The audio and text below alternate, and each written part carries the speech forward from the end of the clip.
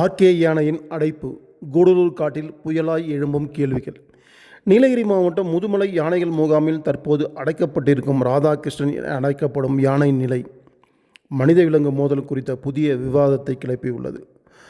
மனிதர்களின் குடியேற்றம், விவசாய விரிவாக்கம், சாலைகள் மற்றும் காடுகளை துண்டிப்பதன் விளைவாக காட்டு யானைகள் தங்கள் இயற்கை வாழ்விடத்தை இழந்து அடிக்கடி மனித குடியிருப்புக்குள் நுழைய தள்ளப்படுகின்றன.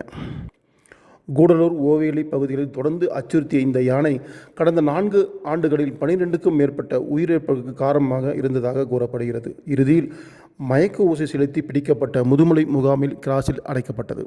இதை சிலர் கூடலூருக்கான வெற்றி என கொண்டாடிய போதும் வன ஆர்வலர்கள் இதை யானையின் இயற்கை வாழ்வின் தோல்வி என குற்றம் சாட்டுகின்றனர். கூடலூர் மற்றும் முதுமலை பகுதிகள் வரலாற்று ரீதியாக யானைகளின் இடம்பெயர்வு பாதைகள். ஆனால் அந்த பாதைகள் இன்று தேயிலை தோட்டங்கள், சாலைகள், குடியிருப்புகள் ஆகியவற்றால் மறிக்கப்பட்டுவிட்டன. யானைகளுக்கு உணவு மற்றும் தண்ணீர் கிடைக்கும் இயற்கை இடங்கள் குறைந்து கொண்டே வருகின்றன. காடுகள் துண்டிக்கப்படுவதால் யானைகள் சிக்கிக் கொள்கின்றன. இதன் விளைவாக மனித குடியிருப்புக்குள் புகுந்து தாக்குதல் நடத்தும் நிலை உருவாகிறது. வன அதிகாரிகளும் சுற்றுச்சூழல் ஆர்வலரும் ஒருமித்த கருத்தில் சொல்வது, மோதலில் மூல காரணம் யானைகள் அல்ல, மனிதர்கள், இவர்களின் செயல் திட்டங்களே. முதுமலை மற்றும் கூடலூர் பகுதிகளில் யானை இடமாற்ற முயற்சிகள் பலமுறை தோல்வி அடைந்துள்ளன. யானைகள் மீண்டும் பழைய பகுதிகளுக்கு திரும்பிச் செல்கின்றன அல்லது புதிய இடங்களில் புதிய சிக்கல்களை உருவாக்கின்றன.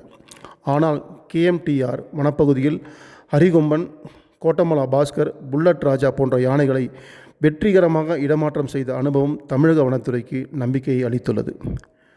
ஆர்கேயும் 3 வார கண்காணிப்புக்கு பிறகு பொருத்தமான வனப்பகுதியில் விடுவிக்கப்படுவார் என வன அதிகாரிகள் கூறுகின்றனர்.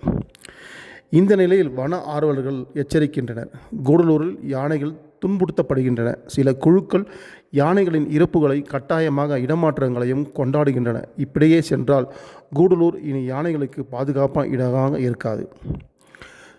காட்டுப்பகுதிகளை மீளமைத்தல், யானைகளின் பழைய பாதைகளை மீட்க வேண்டும். மனித குடியேற்ற கட்டுப்பாடு, காடுகளின் அருகே புதிய சாலைகள், வீடுகள், தோட்டங்கள் உருவாவதை தடுக்க வேண்டும். இயற்கை வளங்களை பராமரிக்க வேண்டும். நீர்நிலைகள், மூங்கில் மற்றும் இயற்கை உணவு பகுதிகள் பாதுகாக்கப்பட வேண்டும்.